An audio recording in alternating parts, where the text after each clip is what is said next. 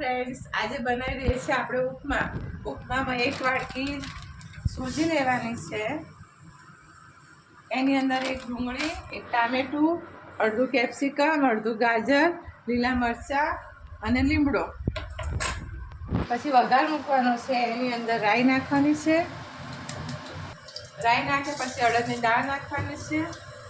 અડદની દાળ થોડી પિંક થાય એટલે આ બધા વેજીટેબલ નાખવાના છે. પછી પિંક અડદની દાળ કરવાની, પિંક થવા દેવાની થોડી, જેથી ટેસ્ટી લાગે. લીલા મરચાં, લીમડો, ડુંગળી નાખવાની, ગાજર, કેપ્સિકમ ને ટામેટા. એને 5-7 મિનિટ સુધી સાંતળવા દેવાના.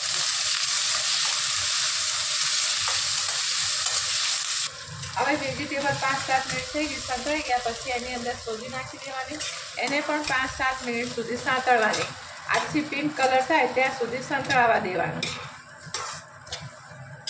બાજુ આ સંતળાઈ રહ્યું છે અને બાજુમાં 1 વાટકી સૂજી લો તો 3 વાટકી પાણી ગરમ મૂકવાનું. નવસેકું પાણી થાય ત્યાં સુધી ગરમ થવા દેવાનું. હવે આ સંતળાઈ ગયું છે. એની અંદર પ્રમાણસર મીઠું નાખી દેવાનું છે.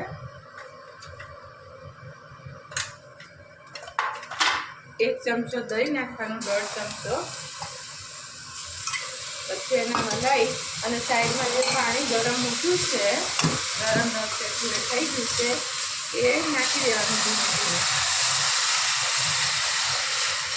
1 વાટકીમાં 3 વાટકી પાણી લેવાનું અને 2 ચમચા દહીં.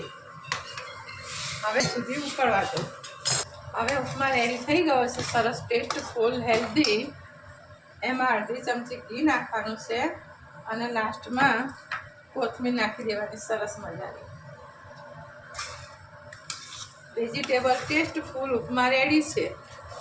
Thank you.